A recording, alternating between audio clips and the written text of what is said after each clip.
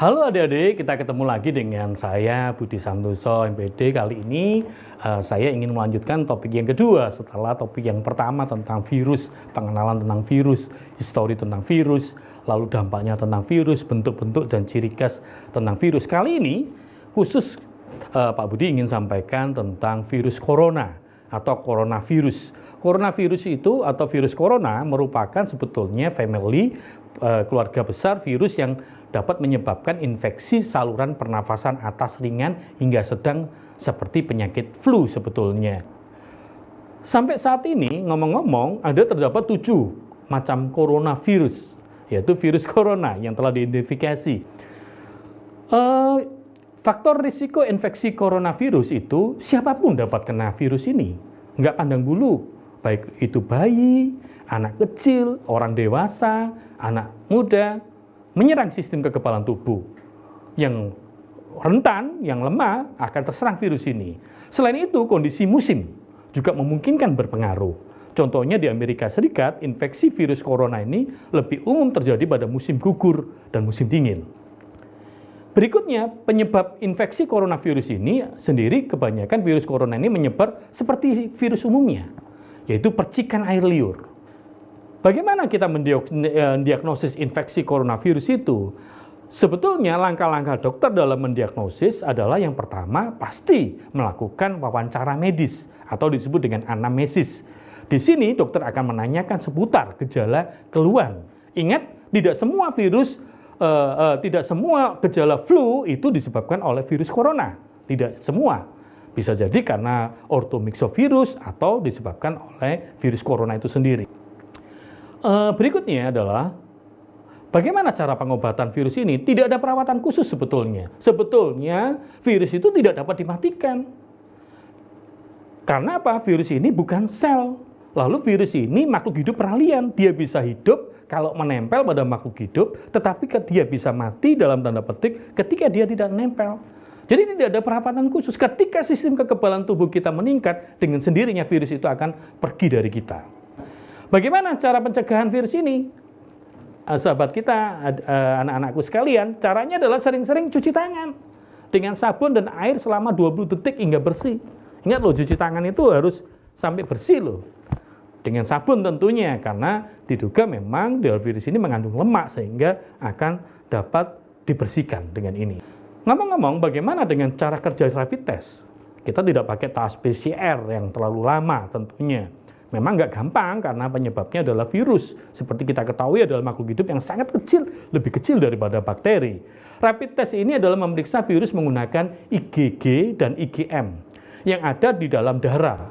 Apa itu IgG dan IgM? Adalah jenis antibodi yang terbentuk di tubuh saat kita mengalami infeksi virus. Jadi kalau tubuhmu itu terdapat IgG dan IgM, diduga Anda sedang positif. Tapi apa benar? Jadi jika tubuh itu terinfeksi virus, maka jumlah IgG kita dan IgM kita di tubuh akan bertambah. Nah, itu yang dites oleh darah, akan nampak di darah.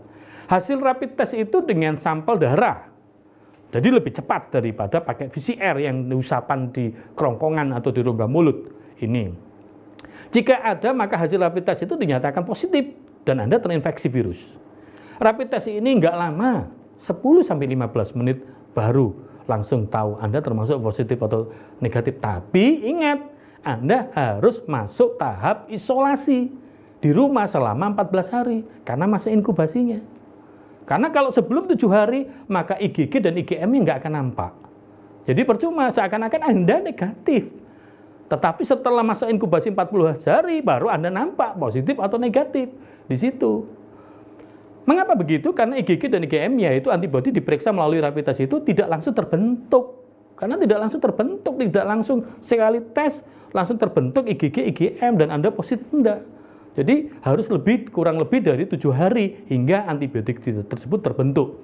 Kalau kemarin Anda terpapar, hari ini Anda tes, maka saya pastikan Anda akan negatif dari virus corona. Sehingga dibutuhkan waktu lebih dari 7 hari atau 14 hari masa inkubasi.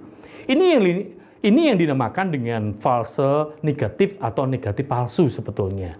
Setelah dapat paparan dari saya hari ini tentang virus corona, mulai biasakan bawa tisu. Kalau mulai flu, ya sudah, caranya seperti ini. Kalau mau buka pintu, ya sudah, pakai ini. Tidak pakai tangan, karena banyak pintu, gagang pintu dipegang oleh orang yang tidak kita ketahui. Mulai menjaga kebersihan tangan. Mulai bawa